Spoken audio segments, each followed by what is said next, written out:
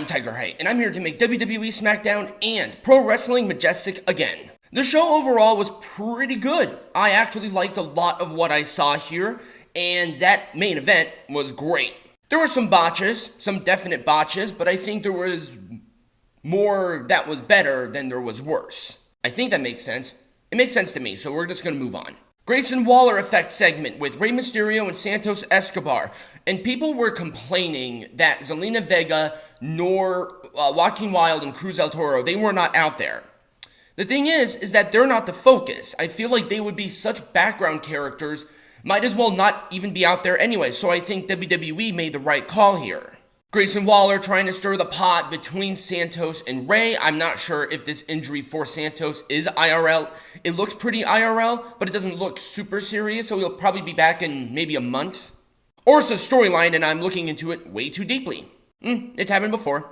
But then we have Austin Theory coming out bitching and moaning about Rey Mysterio getting that match. Then we had LA Knight come out there and bitch to Austin Theory about possibly getting another title opportunity. And Adam Pearce set up our next match, which is a number one contenders match for said United States champion. When? I have no clue. But it was Austin Theory and LA Knight. Very simple setup. I think both of them deserve the opportunity, and they actually had a fun match. Good back and forth. Miz was on commentary, so they really talked a lot about that, and the Miz played heavily into the match in general. And it was a Miz distraction roll-up for Austin Theory to win. LA Knight doesn't have to win this, and I think them promoting this was a good idea. Miz and LA are obviously going to be having a match at some point in time. That's the rivalry. Theory getting another title opportunity is fine. They're just prolonging until Santos can get healthy, I guess. I like the story being played out. I like what I'm seeing so far, and I'm going to give it an Orange Cassidy thumbs up. And that's including the first segment too. I mean, because both of them were really together. Our next matchup here, Bianca Belair and Charlotte Flair taking on Damage Control's Bayley and Io Sky. They really made Io Sky into a big deal for the most part. The crowd did not react as I thought they should have, but you can't force that.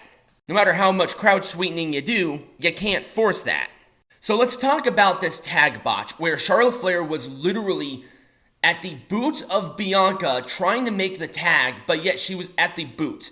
I'm not sure who was out of place. It looks like Io Sky was supposed to catch Charlotte before getting there, but she was totally out of place.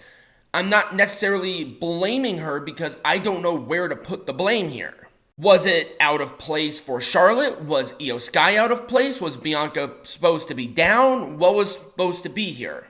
It kind of hurt the match, but, because I'm unbiased for the most part, I thought it was a fine match overall. Other than that one botch, nothing else was royally screwed up. This shit happens. And it was a big boot KOD for the babyfaces to win.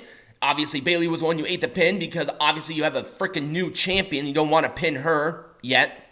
I'm going to give it an Orange Cassidy thumbs up, and that is being really nice. Because isn't Asuka here? Isn't she supposed to be within this rivalry too? No, let's just totally ignore her, right? Our next matchup here was the OC taking on the Street Profits. Street Profits was new gear. I like it. But it just feels like the original Street Profits. They put in so much attitude and looked so interesting, and then they come out here with a match and they're doing the same thing over and over. I like the Street Profits, but Jesus Christ, let's mix it up a little bit here. I wanted to see them with more aggression. They have a new move, but enough of the top rope stuff, enough of pandering to the crowd. Be serious, and I think that's what I want. And it was a neckbreaker, sit-out, spinebuster for the win. Bobby Lashley comes out. The match itself was fun. I'm going to give it an Orange Cassidy thumbs up. And in our main event, Edge's 25th anniversary match, he versus Sheamus, the person who influenced him to get back into the ring for this awesome second run. Good Lord, the emotions. He started his career in Toronto, and he's pretty much finishing it in Toronto. And obviously, the elephant in the room is that this is Edge's last contractual match on his current contract. Is he going to renew? I don't think so. I don't know how better you could have sent off your career. Does he need another world title run? No. I don't think so. And that's not what he wanted. Apparently, if he wanted to win the world champion again, he probably could have had the influence to do that again. But Edge does not want that. It's clear that he didn't want that. And people are speculating here that, oh, he's going to join AEW, he's going to be at All In. If he does, great. If he doesn't, whatever. If this is his swan song, his final match, you couldn't have gone out better. This was a great match. Great back and forth. Great pandering to the crowd. Oh my God, the emotion between these two. I couldn't have written this better. This gets 2 thumbs up. Edge wins with the spear. What a great way to do it. In a great place to do it. SmackDown, Toronto, Edge built SmackDown to what it is today. He was the main focal point of SmackDown in this generation. He was the world champion. He was the cream of the crop, top pillar. People say, oh, Undertaker and Triple H, Jeff Hardy, Edge. I think Edge was the guy who really put SmackDown on his back and really carried it. And I'm just so happy that they did this. Great. Awesome way to end SmackDown.